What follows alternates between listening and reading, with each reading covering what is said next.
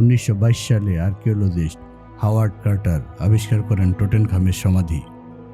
সেই সমাধি খোলার কয়েক মাসের মধ্যেই স্পন্সর লর্ড কর্নারভন রহস্যজনকভাবে মারা যান। শুধু তিনি নন, পরবর্তী কয়েক বছরে প্রায় 11 জন সংশ্লিষ্ট ব্যক্তি মারা যান অদ্ভুত পরিস্থিতিতে। সাংবাদিকরা একে বলে কার্স অব দি ফেরাওস।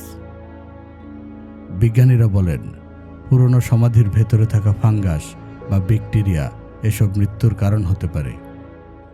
বায়োলজিস্টরা প্রমাণ পান কিছু মমির সঙ্গে থাকা কাপড়ে ছিল টক্সিক মোল্ড, যা নিঃশ্বাসের মাধ্যমে শরীরে ঢুকে প্রাণঘাতী হতে পারে।